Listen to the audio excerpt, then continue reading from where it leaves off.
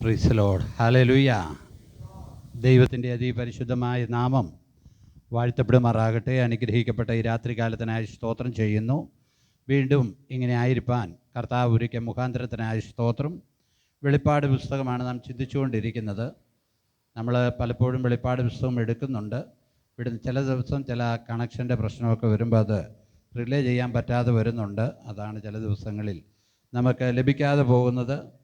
ലഭിക്കുന്ന അത്രയും സന്ദർഭം നമ്മൾ കർത്താവിൻ്റെ നാമത്തെ ഉയർത്തുവാൻ ആഗ്രഹിക്കുകയാണ്. ചില ദിവസങ്ങളിൽ നമുക്ക് ശനിയാഴ്ച കോമണായി മറ്റ് സ്ഥലത്തും മീറ്റിങ്ങുകൾ വരും, ഗസ്റ്റൊക്കെ വരുമ്പോൾ നമ്മൾ പോകുന്ന അനുഗ്രഹമാണ്.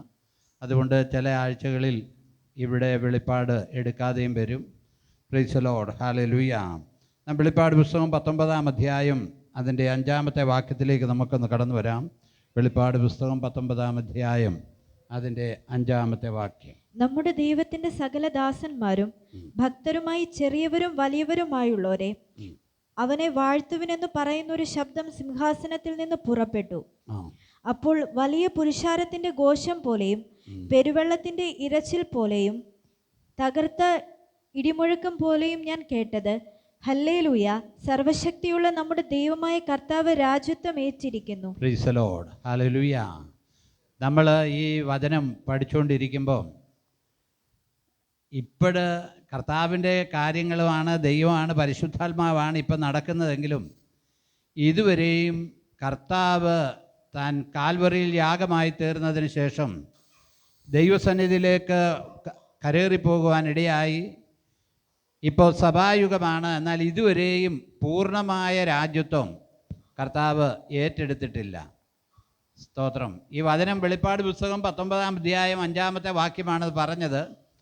അവർ തകർത്ത ഇടിമുഴക്കം പോലെ ഹല്ലേലൂയ പറഞ്ഞിട്ട് പറയുന്നത് കർത്താവ് രാജ്യത്വം ഏറ്റിരിക്കുന്നു. അപ്പോൾ ഇപ്പം രാജ്യത്വം ഏറ്റിട്ടില്ലേ? അത് നമ്മൾ ചിന്തിക്കണം. ഇപ്പം പൂർണ്ണമായ അളവിലേക്ക് വന്നിട്ടില്ല. കാരണം ഇപ്പോൾ ഒരു പൈശാചിക പോരുണ്ട്, പൈശാചികമായ വ്യാപാരമുണ്ട്. ഇത് സഭയുടെ കാലമായതുകൊണ്ട് ആളുകൾ രക്ഷിക്കപ്പെട്ടുകൊണ്ടിരിക്കുകയാണ്.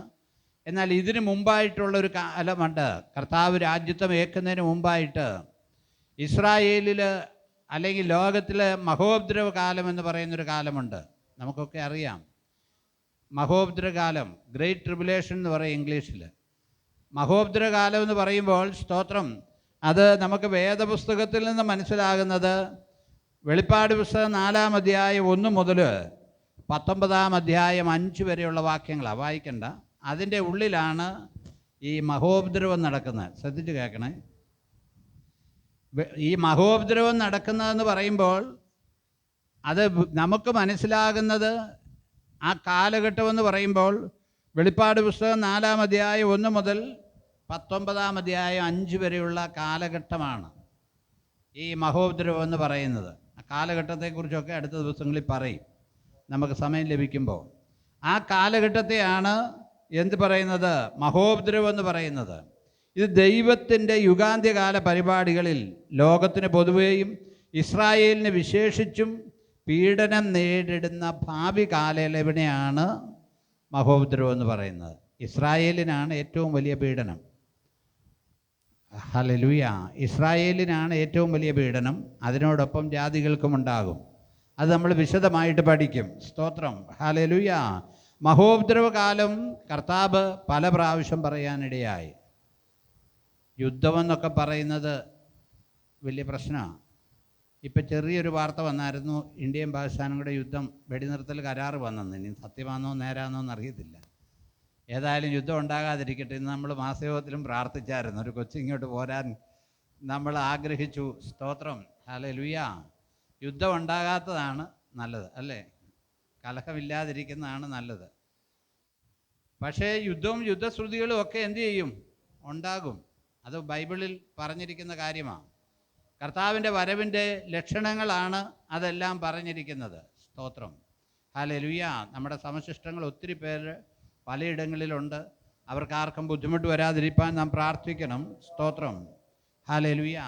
യേശു കർത്താവ് ഈ മഹോപദ്രവ കാലത്തെക്കുറിച്ച് പറഞ്ഞിട്ടുണ്ട്. മത്തായിയുടെ സുവിശേഷം 24-ാം അധ്യായം അതിൻ്റെ 21-ാമത്തെ വാക്യം നമുക്കൊന്ന് വായിക്കാം. മത്തായിയുടെ സുവിശേഷം 24-ാം അധ്യായം 21 വാക്യം. ലോകാരംഭം മുതൽ ഇന്നുവരെയും സംഭവിച്ചിട്ടില്ലാത്തതും കർത്താവ് എടുത്തു പറയുക, കർത്താവിൻ്റെ വരവിനെക്കുറിച്ചുള്ള കാര്യമല്ലിത്, ഈ മഹോപദ്രവ കാലത്തെക്കുറിച്ചുള്ള കാര്യം പറയുക. ലോകാരംഭം മുതൽ ഇന്നുവരെയും സംഭവിച്ചിട്ടില്ലാത്തതും ഇന്നുവരെയും സംഭവിച്ചിട്ടില്ലാത്തത്. ഇനി ഹല്ലേലൂയ. നമ്മൾ എന്ത് കഷ്ടങ്ങളാ നമ്മൾ കണ്ടിട്ടുള്ളത്. നമ്മൾ ഇതുവരെയും കഷ്ടത്തിൻ്റെ അതായ സീരിയസ്നെസ്സിൽ കണ്ടിട്ടില്ല. കഷ്ടമെന്നൊക്കെ നമ്മൾ പറയുമ്പോൾ നമ്മുടെ ഇപ്പോൾ അവിടുത്തെ പുഷ്പ സിസ്റ്റർ പനി പിടിച്ച് കിടക്കുക. അപ്പോൾ അത് അവരെ സംബന്ധിച്ചിടത്തോളം ഒരു കഷ്ടമാണ്. ഇപ്പോൾ ഒന്ന് വരേണ്ടതല്ലായിരുന്നു. അത് 2 പാരസെറ്റമോൾ കഴിക്കുകയും പ്രാർത്ഥിക്കുകയും ചൂടുവെള്ളം കുടിക്കുമ്പോൾ അതങ്ങ് മാറും. അതുപോലെ തന്നെ നമ്മുടെ ജീവിതത്തിൽ ചെറിയ കടഭാരമോ പ്രയാസമോ ചെറിയ അപകടമോ ഒരു കൈയൊടിയോ കാലൊടിയോ ചെയ്യുന്നതൊക്കെ കഷ്ടമാണ്. പക്ഷേ അത് കുറേ കഴിയുമ്പോൾ അങ്ങ് മാറും. ഇതല്ല കഷ്ടം. കർത്താവ് പറയുന്ന കഷ്ടം നമുക്ക് മനസ്സിൽ ചിന്തിക്കാൻ പോലും പറ്റുകയില്ലാത്ത സൈസാണ്. കാരണം എതിർ ക്രിസ്തു അവൻ്റെ പൂർണ്ണ ശക്തിയോടെ, പിശാച് സാത്താൻ അവൻ്റെ പൂർണ്ണ ശക്തിയോടെ വ്യാപരിച്ച് പ്രവർത്തിക്കുന്ന കാലമാണ് മഹോപദ്രവകാലം. അന്നേരം റൂളിങ് നടത്തുന്നത് പിശാചാണ്. ഹല്ലേലൂയ. പരിശുദ്ധാത്മാവ് ദൈവസഭയുമായിട്ട് ഇവിടെ മാറ്റപ്പെട്ടു. വെള്ളത്തിന്മേൽ പരിവർത്തിച്ചുകൊണ്ടിരുന്ന ആത്മാവ്, സ്തോത്രം, ആ മഹോദ്രകാലത്ത് പരിശുദ്ധാത്മാവിൻ്റെ വ്യാപാരമല്ല, അവൻ പൂർണ്ണ ശക്തിയോടെ. അതുകൊണ്ടാണല്ലോ പറയുന്നത് ഇനി സമയം അധികം ഇല്ല എന്ന് പിശാചിനറിയാം. അതുകൊണ്ടാണ് ഇന്ന് എല്ലായിടത്തും കലക്കം ഉണ്ടാകുന്നത്. നിങ്ങളതിനെക്കുറിച്ചൊന്നും പഠിച്ചിട്ടുണ്ടോ, മനസ്സിലാക്കിയിട്ടുണ്ടോ? പിശാചിനറിയാം ഇനി അധികം സമയമില്ലെന്ന്. നമ്മൾ ഓരോ വീടുകളോടും ഒന്ന് ചേർന്ന് മനസ്സിലാക്കിയാൽ അവിടെ ഇവിടെയൊക്കെ ഓലപ്പടക്കം പൊട്ടുന്നുണ്ട്. ചെറിയ ചെറിയ ഓലപ്പടക്കം ചിലയിടത്ത് അമിട്ട് പൊട്ടും, ചിലയിടത്ത് ഗുണ്ട് പൊട്ടും, ചിലയിടത്ത് ഇങ്ങനെ തിരിപ്പടക്കമാണ് പൊട്ടുന്നത്. പലയിടത്തും പൊട്ടുന്നുണ്ട്. പിന്നെ ചിലയിടത്ത് നനഞ്ഞ പടക്കമാണ് പൊട്ടുന്നത്, ചെറിയൊരൊച്ച. ഇത് ഇന്ന് ഉള്ളതാണ്. ഇതിൻ്റെ കാര്യം എന്നാന്ന് ചോദിച്ചാൽ പിശാചിനറിയാം സമയം അവന് അതില്ലെന്ന്. ഞാനും ഇപ്പം അതിനെക്കുറിച്ച് പഠിച്ചുകൊണ്ടിരിക്കുക. ഏതൊരു കാര്യം ഉണ്ടെങ്കിലും ഏത് കാര്യം കഴിഞ്ഞാൽ എന്തെങ്കിലും ഒരു കാര്യം, ഹല്ലേലൂയ. ഇപ്പോഴത്തെ പ്രശ്നം ഞാൻ ചോദിച്ചാൽ കൂട്ടി ചോദിക്കുന്നു, അത് ചെയ്യുന്നു, ഇത് ചെയ്യുന്നു, എല്ലാം അങ്ങോട്ട് വലിയ പ്രശ്നമാണ്. എന്താ പ്രശ്നം? ദേഷ്യം വരുമ്പോൾ ആരെങ്കിലും എന്തെങ്കിലുമൊക്കെ പറയും, അത് അന്നേരം തന്നെ അങ്ങ് പോയി, അത് അന്നേരം തന്നെ അത് തീർന്നു. പഴയ കാലത്ത് കള്ളുകുടിക്കാൻ പോകുന്ന ഷാപ്പിൽ പോകുന്ന ആളുകൾ ഭയങ്കര വഴക്കമൊക്കെ ഉണ്ടാക്കും. അവൻ്റെ കള്ളും കുപ്പി ഇവനെടുത്ത് കുടിക്കും, ഇവൻ്റെ കള്ളും കുപ്പി അവന് ഭയങ്കര വഴക്കും ചീത്തയ്ക്കും എല്ലാം പളച്ച് പിറ്റേ ദിവസം വൈകിട്ട് 5 മണിക്ക് ചെല്ലുമ്പോൾ ഇവനും കൂടെ ലോഹിയാണ്. അറിയാവുന്നവരെയൊക്കെ എനിക്കറിയാം, അവരും കൂടെ ലോഹി, ഒരു പ്രശ്നവുമില്ല. പക്ഷെ പിശാചിന് ഒരു കാര്യം അറിയാം, എന്താണ്? ഇനി സമയം അതില്ലെന്ന്. അതുകൊണ്ടാണ് നമ്മൾ പറയുന്നത് അവൻ്റെ തന്ത്രങ്ങളെ നമ്മൾ അറിയാത്തവരായിരിക്കരുത്. എല്ലാവരും ഇപ്പം തെറ്റിദ്ധരിക്കപ്പെടുക. പല തെറ്റിദ്ധാരണകൾ ഈ തെറ്റിദ്ധാരണ വരുന്നത് എങ്ങനെയാണ്? പല തെറ്റിദ്ധാരണ വരികയാണ്. സ്തോത്രം. അതെല്ലാം കൊണ്ടിടുന്നത് പിശാചാണ്. കാരണം അവനറിയാം സമയമില്ലെന്ന്. അപ്പോൾ എങ്ങനെയെങ്കിലും വൃതന്മാരെ കഴിയുമെങ്കിൽ തെറ്റിക്കണമെന്നോർത്ത് അവൻ ഇരിക്കുന്നത്. വൃതന്മാരെ പോലും തെറ്റിക്കാൻ വേണ്ടിയാണ് പിശാച് പ്രവർത്തിച്ചുകൊണ്ടിരിക്കുന്നത്. വൃതന്മാരെ എന്ന് വെച്ചാൽ ദൈവത്തിന് വേണ്ടി വേറെ തിരിഞ്ഞ് നാസർവൃതം പോലെ ദൈവത്തിന് വേണ്ടി നിൽക്കാമെന്ന് തീരുമാനിക്കുന്ന അവരുടെ ശുശ്രൂഷയെ പോലും ബാധിക്കുന്ന രീതിയിൽ പിശാച് എന്ത് ചെയ്യും? പ്രവർത്തിക്കും. ഹല്ലേലൂയ. ഇപ്പം തെറ്റിദ്ധാരണ എന്ന് പറയുന്ന വല്ലാത്തൊരു ധാരണയാണ്. അതെല്ലാം ഉണ്ടാക്കി ഇപ്പോഴും ഞാനൊരു തെറ്റിദ്ധാരണ തീർത്തുകൊണ്ടിരിക്കുക, മുഴുവൻ തീർന്നില്ല. Price the lord. ഹല്ലേലൂയ. തെറ്റിദ്ധാരണകൾ ഇതെല്ലാം എന്ത് ചെയ്തുകൊണ്ടിരിക്കുക? സ്തോത്രം. ഇങ്ങനെ മനസ്സിൽ വരിക, കൊണ്ടിടുക. സ്തോത്രം. ഹല്ലേലൂയ. നമ്മൾ തെറ്റിദ്ധരിക്കാൻ നോക്കിയാൽ എന്തോരം കാര്യങ്ങൾക്ക് തെറ്റിദ്ധരിക്കാം. ഹല്ലേലൂയ. ശ്രദ്ധിക്കണേ, ഇവിടെ കർത്താവ് പറഞ്ഞ മത്തായി 24:25 ലോകാരംഭം മുതൽ ഇന്ന് വരെയും സംഭവിച്ചിട്ടില്ലാത്തതും ഇനിമേൽ സംഭവിക്കാത്തതുമായ വലിയ കഷ്ടം അന്നുണ്ടാകും. വലിയ കഷ്ടം ഇസ്രായേൽ ജനത്തോട് പറയുക. ഹല്ലേലൂയ. യെരമ്യാവിന് അത് വെളിപ്പെട്ടത് 30-ാം അധ്യായം 6-7 വാക്യം ഒന്ന് വായിച്ചേ. കർത്താവ് ഇങ്ങനെ പറഞ്ഞപ്പോൾ യെരമ്യാവിന് വെളിപ്പെട്ടത് എങ്ങനെയാ? പുരുഷൻ പ്രസവിക്കുമാറുണ്ടോ എന്ന് ചോദിച്ചു നോക്കുവിൻ. യെരമ്യാവിന് വെളിപ്പെട്ട പുരുഷൻ പ്രസവിക്കുമാറുണ്ടോ എന്ന് ചോദിച്ചു നോക്കുവിൻ. സ്തോത്രം. ഹല്ലേലൂയ. പ്രസവവേദന എന്ന് പറയുന്നത് ഞങ്ങൾ ആണുങ്ങൾ അനുഭവിച്ചിട്ടില്ലെങ്കിലും അതൊരു വലിയ വേദനയാണ്. പെണ്ണുങ്ങൾ വിചാരിക്കുന്ന അവരാ വേദന അനുഭവിക്കുമെങ്കിലും ലേബർ റൂമിൻ്റെ പുറത്ത് നിൽക്കുന്ന ആണുങ്ങൾ അതിൽ കൂടുതൽ വേദന അനുഭവിച്ചുകൊണ്ടാണ് നിൽക്കുന്നത്. ലേബർ റൂമിൻ്റെ പുറത്ത് നിൽക്കുന്ന ആണുങ്ങൾ അതിൽ കൂടുതൽ വേദന അനുഭവിച്ചുകൊണ്ടാണ് ഇരിക്കുന്നത്. സ്തോത്രം, ഹല്ലേലൂയ. ശ്രദ്ധിക്കണേ, സ്തോത്രം. അപ്പോൾ ഇവിടെ ചോദിക്കുക, പുരുഷൻ പ്രസവിക്കുമാറുണ്ടോ? പുരുഷൻ പ്രസവിക്കുമാറുണ്ടോ? സ്തോത്രം. ഇത് ഈ കാലത്തെക്കുറിച്ച് പറയുക. വായിച്ചു. പുരുഷൻ പ്രസവിക്കുമാറുണ്ടോ എന്ന് ചോദിച്ചു നോക്കുവിൻ. ഏതു പുരുഷനും നോവ് കിട്ടിയ സ്ത്രീയെ പോലെ ഏതു പുരുഷനും നോവ് കിട്ടിയ സ്ത്രീയെ പോലെ കൈ നടുവിന് കൊടുത്തിരിക്കുന്നതും. കൈ നടുവിന് കൊടുത്തിരിക്കുന്നെന്ന്. അപ്പോൾ പ്രസവവേദന ഉണ്ടാകുമ്പോൾ കൈ നടുവിനൊക്കെ കൊടുക്കും. അപ്പോൾ ഇവിടെ പറയുകയാണ്, ഏത് പുരുഷനും നോവ് കിട്ടിയ സ്ത്രീയെ പോലെ നോവ് കിട്ടിയ സ്ത്രീയെ പോലെ കൈ നടുവിന് കൊടുത്തിരിക്കുന്നതും. കൈ നടുവിന് കൊടുത്തിരിക്കുന്നതും ഏതു മുഖവും വിളറിയിരിക്കുന്നതും ഞാൻ കാണുന്നത് എന്ത്? ഏത് മുഖവും വിളറിയിരിക്കുന്നത് യെരമ്യാവ് കാണുക. ഈ മഹോപദ്രവ കാലത്തെക്കുറിച്ച് യെരമ്യാവിന് ദൈവം കൊടുത്ത ദർശനമാണ്. ഹല്ലേലൂയ. യെരമ്യാവിന് ദൈവം കൊടുത്ത ദർശനമായത്. ആ മഹാകഷ്ടകാലത്തെക്കുറിച്ച് മനുഷ്യരുടെ മുഖം എന്ത് ചെയ്യുക? വിളറിയിരിക്കുക. സ്തോത്രം. എന്തിനാ വിളറുന്നത്? അത് ഒന്നും മുമ്പോട്ട് പോകാൻ കഴിയത്തില്ല. ഉള്ളിൽ സത്യം ബോധ്യമുണ്ട്. ഇസ്രായേൽ മക്കൾക്കറിയാം, ഇസ്രായേൽ മക്കൾക്ക് സത്യമാണെന്നും വിഗ്രഹത്തെ ആരാധിക്കരുതെന്നും വിഗ്രഹസേവ പാപമാണെന്നും രൂപം ഉണ്ടാക്കരുതെന്നും എല്ലാം അറിയാം. എന്നാൽ ഇപ്പോൾ ഇവൻ്റെ വിഗ്രഹം എടുത്ത് എന്ത് ചെയ്തിരിക്കുക? ദേവാലയത്തിൻ്റെ ഉള്ളിൽ വെച്ചിരിക്കുക. ഇവൻ്റെ രൂപമെടുത്ത് ദേവാലയത്തിൻ്റെ ഉള്ളിൽ വെച്ചിരിക്കുക. അവർക്കത് കണ്ടിട്ട് സഹിക്കത്തില്ല. സ്തോത്രം, ഹല്ലേലൂയ. അവരുടെ മുഖം വിളറിയിരിക്കുന്നത് കണ്ടു. അടുത്തത്, ആ നാൾ പോലെ വേറെ ഇല്ലാതെ വണ്ണം. ആ നാൾ പോലെ വേറൊരു നാളില്ലെന്ന്. അതുകൊണ്ട് മഹോപദ്രവം എന്ന് പറയുന്ന ഒരു ഇതുണ്ട് കേട്ടോ. ഹല്ലേലൂയ. മഹോപദ്രവം എന്ന് പറയുന്ന ഇതുണ്ട്. എല്ലാം കൂടെ കൂട്ടിക്കുഴയ്ക്കരുത്. സ്തോത്രം, ഹല്ലേലൂയ. ദാനിയേൽ പ്രവാചകന്റെ പുസ്തകം 12-ാം അധ്യായം 1-ാമത്തെ വാക്യം ഒന്ന് വായിച്ച്. ആ കാലത്ത് നിന്റെ സ്വജാതിക്കാർക്ക് തുണ നിൽക്കുന്ന മഹാപ്രഭുവായ മീഖായേൽ എഴുന്നേൽക്കും. ഒരു ജാതി ഉണ്ടായതു മുതൽ ഈ കാലം വരെ സംഭവിച്ചിട്ടില്ലാത്ത കഷ്ടകാലം ഉണ്ടാകും. Price the Lord. ഇതെല്ലാം മഹോപദ്രവ കാലമാണ് കേട്ടോ. ദാനിയേലിന് അങ്ങനെ വെളിപ്പെട്ടു. എവിടെല്ലാം പുസ്തകത്തിലാണ് കർത്താവ് പറഞ്ഞു, യെരമ്യാവ് പറഞ്ഞു, ദാനിയേൽ പറഞ്ഞു. കാരണം ഇത് മാറ്റമില്ലാത്ത കാര്യമാണ്. അതുകൊണ്ടാണ് യഹോവയുടെ പുസ്തകത്തിൽ അന്വേഷിച്ച് വായിച്ച് നോക്കുകയും അതിനെന്ത് ചെയ്തില്ല? ഇണയില്ലാതിരിക്കത്തില്ല. എത്ര കാര്യമാണ് ദാനിയേൽ പറയുക, മീഖായേലിനെ കുറിച്ച് പറയുക. സ്തോത്രം. ആ കാലത്ത് നിന്റെ സ്വജാതിക്കാർക്ക് തുണ നിൽക്കുന്ന മഹാപ്രഭുവായ മീഖായേൽ. സ്തോത്രം. മീഖായേൽ ആർക്കാ തുണ നിൽക്കുന്നത്? സ്വജാതി എന്ന് പറയുന്ന ഇസ്രായേലിനാണ്. മാമലശ്ശേരി ചെന്ന് പറഞ്ഞാൽ അവർ സമ്മതിക്കത്തില്ല. കാരണം മാമലശ്ശേരിയുടെ കാവൽ മാലാഖയാണ് മീഖായേൽ. പക്ഷേ മനസ്സിലാക്കണം, ഇവിടെ പുസ്തകത്തിൽ കൃത്യമായിട്ട് എഴുതിയിരിക്കുക. ഞാനിത് പറഞ്ഞെന്നോർത്ത് വിഷമിക്കേണ്ട കേട്ടോ. കാരണം നമുക്കെല്ലാവർക്കും ഒരു ദൂതന്മാരുണ്ട്. നമുക്ക് ചുറ്റും ദൂതന്മാരുണ്ട്, നമ്മുടേതായ ദൂതന്മാരുണ്ട്. ഹല്ലേലൂയ.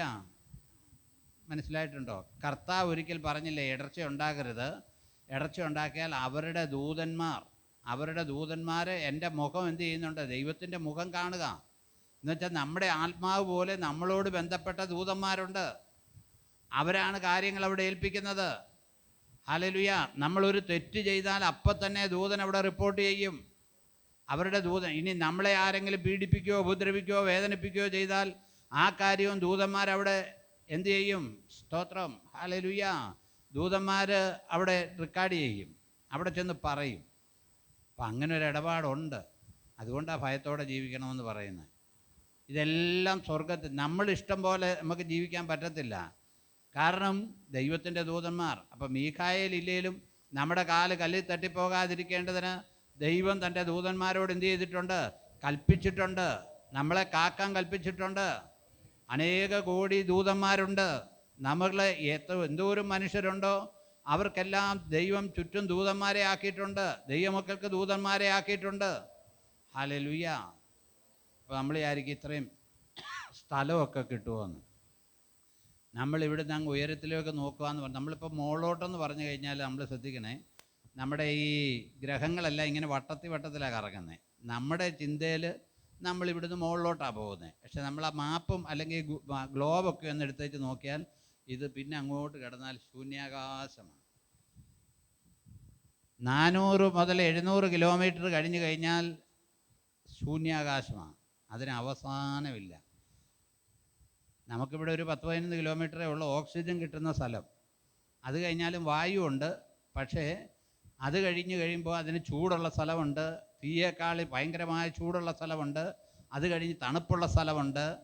സ്തോത്രം. അതിന് അവസാനമില്ല. ഇവിടുന്ന് നമ്മളൊരു ലൈൻ മുകളിലോട്ട് വരച്ചാൽ അത് ചെന്ന് എങ്ങും മുട്ടത്തില്ല. മനസ്സിലായ? അത്രയും മനസ്സിലായാൽ മതി. ഈ ലൈൻ ചെന്ന് മുട്ടത്തില്ല. ഇതിനകത്തെല്ലാം എന്ത് ചെയ്യാണ്? അതിൻ്റെ ചുറ്റും ദൈവം വെച്ചിരിക്കുന്ന ഗ്രഹങ്ങളും നക്ഷത്രങ്ങളും എല്ലാം ഓടിക്കൊണ്ടിരിക്കുക. ഈ മനുഷ്യരുണ്ടായിരിക്കുന്ന അതിനേക്കാൾ കൂടുതൽ ഗ്രഹങ്ങളും കാര്യങ്ങളും ദൈവം ഉണ്ടാക്കിയിട്ടുണ്ട്. അപ്പോൾ ദൈവത്തിൻ്റെ ശക്തിയെക്കുറിച്ചൊന്നും നമുക്ക് പറയാൻ പറ്റത്തില്ല. നമുക്ക് ദൈവത്തെ അവൻ്റെ ഉള്ള അവസ്ഥയിൽ മനസ്സിലായിട്ടില്ല. ഉള്ള അവസ്ഥയിൽ മനസ്സിലായി കഴിഞ്ഞാൽ ഇയ്യോബിനോട് ദൈവം ചെറിയ കാര്യം ചോദിച്ചേ ഉള്ളൂ. കാട്ടാടുകളുടെ പ്രസവകാലം നീ അറിയുമോ? ഞാൻ ഭൂമിക്ക് അടിസ്ഥാനം ഇട്ടോ, നീ എവിടെ ആയിരുന്നു? അങ്ങനെയൊക്കെയുള്ള ചില കാര്യം ചോദിച്ചപ്പോൾ തന്നെ സ്തോത്രം, ഞങ്ങൾ വിട കൊള്ളുന്നു എന്ന് പറഞ്ഞ് നിനക്ക് മിന്നലിനെ പറഞ്ഞയക്കാമോ? ഇങ്ങനെയൊക്കെ ചില കാര്യം ചോദിച്ചപ്പോൾ ഇയ്യോബ് പറഞ്ഞ ഞാൻ കൈകൊണ്ട് വായ് പൊത്തിക്കൊള്ളുന്നു. നിങ്ങൾ കേട്ടിട്ടില്ലേ? കൈകൊണ്ട് വായ് പൊത്തിക്കൊള്ളുന്നു. ഹല്ലേലൂയ. കൈകൊണ്ട് വായ് പൊത്തിക്കൊള്ളുന്നു എന്ന് പറയുവാനിടയായി. പ്രിയമുള്ളവരെ ശ്രദ്ധിക്കണമേ, ദൈവത്തിൻ്റെ ശക്തി എത്ര വലുതാ! ദൈവികമായ കാര്യം വലുതാ. ദൈവത്തിന് കഴിയാത്ത ഒരു കാര്യവുമില്ല. നമ്മുടെ ഏത് വിഷയമാണെങ്കിലും ദൈവത്തിന് കഴിയും. അവനാൽ കഴിയാത്ത ഒരു കാര്യവുമില്ല. അവൻ്റെ കയ്യിലേക്ക് നാം ഏൽപ്പിച്ചു കൊടുത്താൽ ദൈവത്തിന് അസാധ്യമായത് സാധ്യമാക്കാൻ കഴിയും. Hallelujah, hallelujah. ഞാൻ പണ്ട് PG വർഗീസിൻ്റെ ഒരു പുസ്തകം വായിച്ചപ്പം അതിനകത്ത് അദ്ദേഹം ഒരു സ്റ്റേഷനിൽ ഉറങ്ങിപ്പോയി. അദ്ദേഹത്തിന് ഇറങ്ങേണ്ട സമയമായപ്പോൾ ഉറങ്ങിപ്പോയി. ഏകദേശം 1/4 മണിക്കൂർ ട്രെയിൻ ഓടി. അപ്പോഴത്തേക്ക് അദ്ദേഹം വിശ്വാസത്തോടെ പറഞ്ഞെന്നാണ് പറയുന്നത്. നിങ്ങൾ എത്ര പേര് വായിച്ചിട്ടുണ്ടോ കേട്ടിട്ടുണ്ടോ എന്നറിയത്തില്ല. ട്രെയിൻ ആ സ്റ്റേഷനിലോട്ട് തിരിച്ചു പോട്ടെ. ഒരിക്കലും സംഭവിക്കുകയില്ല. പക്ഷെ സംഭവിച്ചത്, അദ്ദേഹം പ്രാർത്ഥിച്ച് കുറേ കഴിഞ്ഞ് കഴിഞ്ഞപ്പോൾ അതിൻ്റെ അപ്പുറേ പാളത്തിലൊരു വണ്ടി എന്ത് ചെയ്തു? മറിഞ്ഞു. ഈ വണ്ടി പോവുകയല്ല. ആ വണ്ടി അടുത്ത സ്റ്റേഷൻ, ഈ വണ്ടി നേരെ റിവേഴ്സ് എടുത്തു. ട്രെയിൻ റിവേഴ്സ് എടുത്തെന്ന് ഞാൻ വായിച്ചാന്നോ പ്രസംഗം കേട്ടാ? റിവേഴ്സ് എടുത്ത് അടുത്ത സ്റ്റേഷനിൽ കൊണ്ടുപോയി ഇട്ടു. എന്നാലേ ഇനി എങ്ങോട്ടെങ്കിലും മാറാനോ അല്ലെങ്കിൽ തിരിക്കാനോ വേറെ റൂട്ട് വഴി പോകാനോ പറ്റത്തുള്ളൂ. ആ വണ്ടി പോയ പോലെ റിവേഴ്സ് വന്നെന്ന് നമുക്ക് സംശയം തോന്നും അല്ലേ? പക്ഷെ വേദപുസ്തകം വായിച്ചാൽ യോശുവ, സൂര്യ നീ അയ്യാലോനിലും അല്ലേ താഴ്വരയിൽ നിൽക്കാൻ പറയാം. ഗിബയിലും അയ്യാലോൻ താഴ്വര. സൂര്യനോടും ചന്ദ്രനോടും എന്തോ പറഞ്ഞേ? സൂര്യ നീ ഗിബയോണിലും ചന്ദ്ര നീ അയ്യാലോൻ താഴ്വരയിലും നിൽക്കുക എന്ന് പറഞ്ഞപ്പോൾ നിന്നെന്ന്. അങ്ങനെ നിൽക്കാൻ പറ്റുമോ? പറ്റത്തില്ല. പ്രപഞ്ചം എല്ലാം കൂട്ടിയിടിച്ച് തകരും. ഇത് പോകുന്ന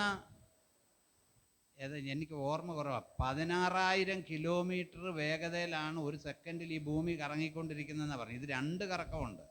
തന്നെയുള്ളൊരു കറക്കമുണ്ട്, പിന്നെ നീളത്തിലുള്ളൊരു കറക്കമുണ്ട്. 2 കറക്കമാണ് ഇറങ്ങിക്കൊണ്ടിരുന്നത്. ഈ കറക്കമല്ല നമ്മൾ അറിയുന്നുണ്ടോ? നമ്മുടെ തല കറങ്ങുമ്പോൾ മാത്രമേ നമുക്ക് കറക്കം മനസ്സിലാകത്തുള്ളൂ, അല്ലാതെ കറക്കം നമുക്ക് മനസ്സിലാകത്തില്ല. അപ്പോൾ ദൈവത്തിൻ്റെ പദ്ധതി മനസ്സിലാക്കണം. സ്തോത്രം. അപ്പം നമ്മൾ പറഞ്ഞു വന്നത് സ്തോത്രം, മീഖായേൽ ആ കാലത്ത് നിന്റെ സ്വജാതിക്കാർക്ക് തുണ നിൽക്കുന്ന മഹാപ്രഭുവായ മീഖായേൽ എഴുന്നേൽക്കും. ഒരു ജാതി ഉണ്ടായത് മുതൽ ഈ കാലം വരെ സംഭവിച്ചിട്ടില്ലാത്ത കഷ്ടകാലം. അപ്പൊ ചിലര് ചോദിക്കുന്നത്, പാസ്റ്ററെ എന്തിനാ നമ്മൾ ഈ കാര്യം പഠിക്കുന്നതെന്ന്. നമ്മൾ ഈ പുസ്തകത്തിൽ ദൈവസഭ എല്ലാവരും മനസ്സിലാക്കണം, ഈ സമയത്ത് ദൈവസഭ ഇവിടെ ഇല്ല, നമ്മൾ ഇവിടെ ഇല്ല. ഒന്ന് സ്തോത്രം ചെയ്യാൻ പറ്റുമോ? നമ്മളിവിടെ ഇല്ല. ദൈവസഭ ഇതിന് മുമ്പ് എടുക്കപ്പെടും. അപ്പോൾ വെളിപ്പാട് പുസ്തകം 4-ാം അധ്യായം 1 മുതലുള്ള കാര്യങ്ങളിൽ വന്നു കഴിയുമ്പോൾ അതിനു മുമ്പ് ദൈവത്തിൻ്റെ സഭ ഇവിടുന്ന് എടുക്കപ്പെടും. അതിനു മുമ്പ് തന്നെ എടുക്കപ്പെടും. പിന്നെ നമ്മൾ വേദപുസ്തകം പഠിക്കുകയും മനസ്സിലാക്കുകയും ചെയ്യുന്ന കർത്താവ് പറഞ്ഞു, ഇത് വായിച്ച് കേൾപ്പിക്കുന്നവൻ ഭാഗ്യവാനാണ്, കേൾക്കുന്നവൻ ഭാഗ്യവാനാണ്, അനുസരിക്കുന്നവൻ ഭാഗ്യവാനാണ്. ഈ കാര്യം നമ്മളൊന്ന് മനസ്സിലാക്കണം. പിശാചിൻ്റെ അന്ത്യത്തെക്കുറിച്ച് മനസ്സിലാക്കണം. നമ്മളത് നമ്മുടെ കയ്യിൽ കിട്ടിയ പുസ്തകം നാം ഒന്ന് മനസ്സിലാക്കാൻ വേണ്ടിയാണിത് പറയുന്നത്. സ്തോത്രം, ഹല്ലേലൂയ. വെളിപ്പാട് പുസ്തകം 7-ാം അധ്യായം 14-ാമത്തെ വാക്യത്തിൽ മഹോപദ്രവകാലത്ത് രക്ഷിക്കപ്പെട്ട ആളുകളുണ്ട്. മഹോപദ്രവകാലത്ത്, അത് ഞാനൊന്ന് തിരിച്ചു പറയട്ടെ. അവർ സഭയുടെ അംഗങ്ങളല്ല. ഒന്ന് ശ്രദ്ധിച്ച് കേൾക്കണേ. മഹോപദ്രവത്തിൽ രക്ഷിക്കപ്പെടുന്ന ആളുകൾ സഭയുടെ അംഗങ്ങളല്ല. സഭയുടെ അംഗങ്ങളെന്ന് പറയുമ്പോൾ കർത്താവിൻ്റെ കാന്ത അഥവാ മണവാട്ടി എന്ന് പറയുന്നത് പെന്തക്കോസ്താള് ആ രക്ഷിക്കപ്പെട്ട കാലം മുതൽ, മനുഷ്യർ രക്ഷിക്കപ്പെടാൻ തുടങ്ങിയ കാലം മുതൽ ദൈവസഭ വെളിപ്പാട് തെസ്സലോനിക്ക ലേഖനത്തിൽ പറയുന്ന പോലെ കർത്താവ് താൻ ഗംഭീരനാദത്തോടും പ്രധാന ദൂതൻ്റെ ശബ്ദത്തോടും എന്ന് പറയുന്നവരെ, സ്തോത്രം, ഹല്ലേലൂയ, ഉള്ളവരാ സഭ. കർത്താവിൻ്റെ മഹത്വ പ്രത്യക്ഷത, ഈ രഹസ്യ പ്രത്യക്ഷതയും മഹത്വ പ്രത്യക്ഷതയുടെ ഇടയിലുള്ളവരും സഭയുടെ അംഗങ്ങളല്ല. ഒരു മനസ്സിലാകുന്നുണ്ടോ? മഹത്വ, അതാണ് കാന്ത എന്നുള്ളൊരു പൊസിഷൻ. മണവാട്ടി, കാന്ത, മണവാട്ടിയുടെ സ്നേഹിതരെ കുറിച്ച് പറയുന്നുണ്ട്. മറ്റുള്ളവരും ആ ഗണത്തിലേക്കേ പോവുള്ളൂ. അതുകൊണ്ടാണ് നമ്മൾ ഈ ക്രിസ്തീയ വിശ്വാസത്തിൽ ഇത്രയും വില കൊടുത്ത് നിൽക്കുന്നതിൻ്റെ കാര്യം എന്താണെന്ന് ചോദിച്ചാൽ, നാം ക്രിസ്തുവിൻ്റെ മണവാട്ടിയാണ്, അവൻ്റെ കാന്തയാണ്. സ്തോത്രം. ആ ഒരു മർമ്മമാണ് പൗലോസ് പറഞ്ഞത്. ഞാനൊരു മർമ്മം നിങ്ങളോട് പറയാമെന്ന് പറഞ്ഞത്. അതാർക്കും വെളിപ്പെട്ടില്ല. ധന്യനായ പൗലോസ്ലീഹയ്ക്കാണ് ആ കാര്യം വെളിപ്പെട്ടത്. സ്തോത്രം, ഹല്ലേലൂയ. അതിനു മുമ്പുള്ള വിശുദ്ധന്മാരെല്ലാം സ്നേഹിതന്മാരാണ്. യോഹന്നാൻ സ്നാപകൻ പറയുന്നു, മണവാളൻ്റെ സ്വരം കേട്ടിട്ട് മണവാളൻ്റെ സ്നേഹിതൻ എന്ത് ചെയ്യുക? സന്തോഷിക്കുക. അപ്പം മണവാളൻ്റെ സ്നേഹിതനായിട്ടാണ് യോഹന്നാനെയും പഴയ വിശ്വാസികളെയും കാണിക്കുന്നത്. ഈ കർത്താവിൻ്റെ ദൈവസഭയിൽ എടുക്കപ്പെട്ടതിന് ശേഷം എതിർ ക്രിസ്തു അല്ലെങ്കിൽ ആൻറ്റി ക്രൈസ്റ്റിൻ്റെ ഭരണത്തിൽ അവന് വേണ്ടി അവൻ പറയുന്ന വിഗ്രഹത്തെ വണങ്ങാത്തതും ഒക്കെ ഇരിക്കുന്ന ആളുകളെ അവൻ കൊല്ലും. അവർ ഉയർത്തെഴുന്നേക്കും. പക്ഷേ അവർ സഭയുടെ അംഗങ്ങളല്ല. അത്രയൊന്നും ഗ്രഹിക്കാൻ പറ്റുമോ? സഭ എന്താണെന്ന് മനസ്സിലാക്കണം. അതുകൊണ്ടാണ് പൗലോസ് പറഞ്ഞത്, പിമ്പിലുള്ളത് ഞാൻ എല്ലാം മറന്നു, മുമ്പിലുള്ള ലാക്കിലേക്ക് ഞാൻ എന്ത് ചെയ്യുക? ഓടുക. പിടിക്കാമോ എന്ന് വിചാരിച്ച്. ശരിക്ക് ദൈവസഭയെക്കുറിച്ച് ബോധ്യമായി കഴിഞ്ഞാൽ പിന്നെ ഉണ്ടല്ലോ, നമ്മളിവിടെ ആരും പിടിച്ചു നിൽക്കുകയല്ല. നമുക്ക് ശരിക്കും ബോധ്യം വന്നിട്ടില്ല. ശരിക്ക് ബോധ്യം വന്നാൽ നമ്മളിന്ന് കാണുന്നതെല്ലാം ചപ്പെന്നും ചവറെന്നും നമ്മൾ എണ്ണും. ഒരു സ്ഥാനത്തിനും മാനത്തിനും മോഹത്തിനും വേണ്ടി നമ്മൾ നിൽക്കത്തില്ല. ഇതെല്ലാം മായയാണ്. മണ്ണെ പ്രതി മാണിക്യം വെടികയില്ലെന്ന് പറയുന്നത് പോലെ ഇത് മായയാണെന്നുള്ളൊരു കാര്യം നമുക്കറിയാം. അപ്പോൾ മഹോപദ്രവകാലത്ത് 7:14 വായിച്ചേ. യജമാനൻ അറിയുമല്ലോ എന്ന് ഞാൻ പറഞ്ഞതിന് അവൻ എന്നോട് പറഞ്ഞത്, ഇവർ മഹാകഷ്ടത്തിൽ നിന്ന് വന്നവർ. അന്നേരമുള്ള അവിടെ ഉള്ള ആളുകൾ എതിർ ക്രിസ്തുവിൻ്റെ ക്രൂരമായ ഭരണത്തിൽ കൊല്ലപ്പെട്ട ആളുകൾ. വെളിപ്പാട് 7:14 ഇവര് മഹാകഷ്ടത്തിൽ നിന്ന്, എന്ന് വെച്ചാൽ ഏത് കഷ്ടമായത്? മഹോപദ്രവം എന്ന് പറയുന്ന മഹാകഷ്ടം. ആ കഷ്ടത്തിൽ നിന്ന് വന്നവരാണ്. സ്തോത്രം. അവര്, സ്തോത്രം, ഹല്ലേലൂയ. ഇനി അടുത്തൊരു കഷ്ടത്തെക്കുറിച്ച് പറയാം. 1-2 വാക്യം കൂടെ പറഞ്ഞ് അവസാനിപ്പിക്കാം. ഈ ക്രിസ്തീയ സഭയ്ക്ക് നേരിടുന്ന പീഡയൊന്നും മഹാപീഡനമല്ല. മനസ്സിലായോ? ക്രിസ്തീയ സഭയ്ക്ക് വടക്കേ ഇന്ത്യയിലൊക്കെ ക്രിസ്തീയ ദൈവമക്കളെയൊക്കെ കൊല്ലുകയും കത്തിക്കുകയും ഒക്കെ ചെയ്യുന്നുണ്ട്. അത് മഹാപീഡനമല്ല, അത് ക്രിസ്തീയ സഭയുടെ പീഡനമാണ്. ഗ്രഹാം സ്റ്റെയിൻസിനെ കുഞ്ഞുങ്ങളെ കൊന്നുകളഞ്ഞു. ഹല്ലേലൂയ. അവരെ കൊന്നത് ക്രിസ്തീയ പീഡനമാണ്. അവരെ കൊന്നതിൻ്റെ രംഗമൊന്ന് ഓർത്താലുണ്ടല്ലോ, നമുക്ക് ഞെട്ടും. നമ്മൾ അവരെ പകൽ മുഴുവനും ആ ദേശത്ത് പ്രവർത്തനം കഴിഞ്ഞ്, കുഷ്ഠരോഗികളുടെ ഇടയിലെ പ്രവർത്തനം കഴിഞ്ഞ് വന്നിട്ട് കിടക്കാൻ അവർക്ക് സ്ഥലമില്ലാഞ്ഞിട്ട് അപ്പനും 2 മക്കളും കൂടെ എന്ത് ചെയ്തു? ആ വണ്ടിയിൽ കിടന്നു. വണ്ടിയിൽ കിടന്നപ്പോഴത്തേക്കാണ് കുന്തവും ഇതുമെല്ലാം വന്ന് പെട്രോൾ കന്നാസും കൊണ്ടുവന്ന് അതിന് ഒഴിച്ചു. പെട്രോൾ ഒഴിച്ച് കത്തിക്കുന്ന, നമ്മളിവിടെ വെറുതെ ഇച്ചിരി തീ കൊടുത്താൽ അറിയാം, പെട്രോൾ ഒഴിച്ചാണ് ഈ വേസ്റ്റ് കത്തിക്കുന്ന, അവിടെ പൊട്ടിച്ചെതറും. അപ്പോൾ ഇവരെ തീ പിടിച്ചു കഴിഞ്ഞപ്പോഴത്തേക്ക് കുഞ്ഞുങ്ങൾ എന്ത് ചെയ്യുന്നതെന്നറിയാമോ? അവർ തീ പിടിച്ചുകൊണ്ട് ഇതിനകത്തോട്ട് എന്ത് ചെയ്തു? പുറത്തോട്ട് ചാടി തീ പിടിച്ചു. അപ്പോൾ അവരെ വലിയ കുന്തം കൊണ്ട് കുത്തി. നമ്മൾ ഈ തന്തൂരി ചിക്കനൊക്കെ ഉണ്ടാക്കുമ്പോൾ കുന്തം കൊണ്ട് കുത്തിയിട്ട് ആ തീയിലോട്ട് ആ പിള്ളേരെ വെച്ചെന്ന്. അത്ര നിഷ്ഠൂര പ്രവൃത്തിയാണ് ചെയ്തത്. അവരാ വണ്ടിയിൽ നിന്ന് ചാടിയപ്പോഴത്തേക്ക് കുന്തം കൊണ്ട് കുത്തി തീയിലേക്ക്. നമ്മളിങ്ങനെ ഓരോന്നുണ്ടാക്കാറുണ്ടല്ലോ, ചുടുന്ന സാധനം ഉണ്ടാക്കുമ്പോൾ തീയിലോട്ട് കമ്പിയെ കുത്തി വെക്കും. അതുപോലെ വെച്ചു. അത് മഹോദരമല്ല, അത് ക്രിസ്തീയ പീഡനമാണ്. സ്തോത്രം. വായിക്കാം 1-2 വാക്യം കൂടെ. യോഹന്നാൻ്റെ സുവിശേഷം. ഹല്ലേലൂയ. യോഹന്നാൻ്റെ സുവിശേഷം 16-ാം അധ്യായം 33-ാമത്തെ വാക്യം. ഒരാൾ അപ്പോസ്തല പ്രവൃത്തി 14:22. നിങ്ങൾക്ക് എന്നിൽ സമാധാനം ഉണ്ടാകേണ്ടതിന് ഇത് നിങ്ങളോട് സംസാരിച്ചിരിക്കുന്നു. ലോകത്തിൽ നിങ്ങൾക്ക് കഷ്ടമുണ്ട്. കർത്താവ് പറഞ്ഞു അത് ക്രിസ്തീയ പീഡനമാണ്. ലോകത്തിൽ നിങ്ങൾക്ക് എന്തുണ്ട്? കഷ്ടമുണ്ട്. ദൈവമക്കളായ നമുക്ക് എന്തുണ്ട്? കഷ്ടമുണ്ട്. നമുക്ക് കഷ്ടമുണ്ടെന്ന്, കഷ്ടമില്ലെന്ന് ആരും പറയരുത്. നമുക്ക് എന്തോ ഒരു മാനസിക ടെൻഷനാണ്. നമ്മുടെ ഓരോ ഫോൺ വരുമ്പോഴും ഓരോ കാര്യങ്ങൾ വരുമ്പോൾ എന്തോ ഒരു ടെൻഷനാണ്. ഇന്നും ഒരു പാസ്റ്ററുടെ ഭാര്യ പറഞ്ഞു, ഞായറാഴ്ച സഭായോഗത്തിലേക്ക് കയറുക എന്ന് പറഞ്ഞാൽ ഭയത്തോടെയാണെന്ന്. ഇന്ന് ഞങ്ങളോട് പറഞ്ഞതാണ്. ഞായറാഴ്ചത്തെ സഭായോഗം എന്ന് പറയുമ്പോൾ ഭയത്തോടെയായിരിക്കുന്നത്. കാരണം ആ രീതിയിലാണ് അവിടെ ഇടപെടുന്നത്. ഒന്ന് ആലോചിച്ച് നോക്കി. സഭായോഗം സന്തോഷത്തോടെയല്ല, ഭയത്തോടെയെന്ന്. നമ്മളെല്ലാവരും കൂടി വരുന്നത് എന്തിനാ? സന്തോഷിക്കാനാ.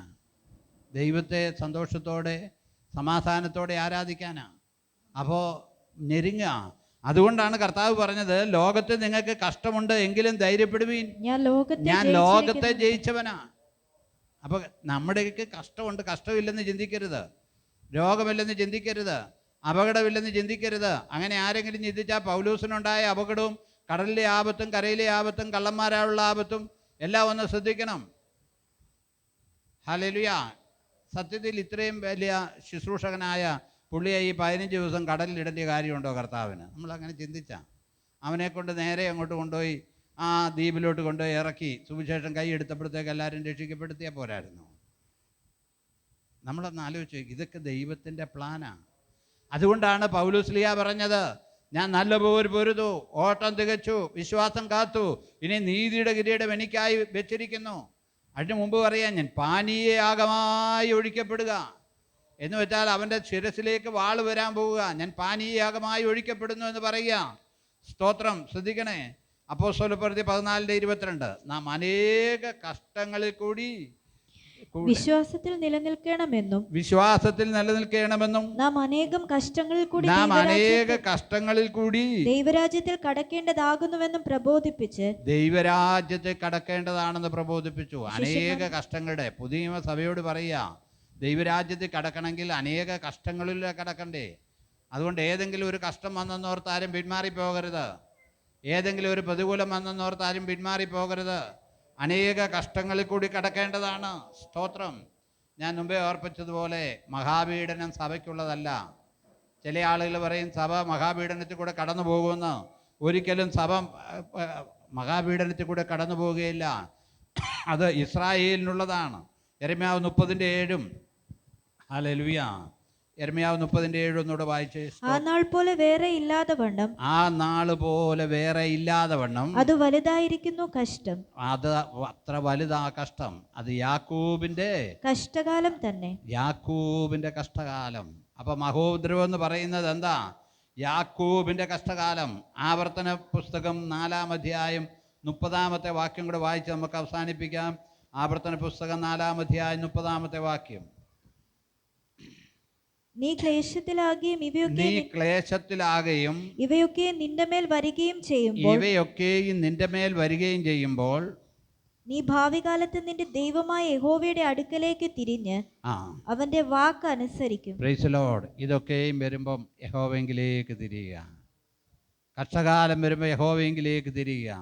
ഇന്ന് രാത്രിയിലും നമുക്ക് പറയാം, നമുക്ക് ഏതെങ്കിലും ഒരു വേദനയോ ഭാരമോ ഉണ്ടെങ്കിൽ കർത്താവിലേക്ക് തിരിയുക. കർത്താവ് നമ്മെ സഹായിക്കും. നമുക്ക് പ്രാർത്ഥിക്കാം.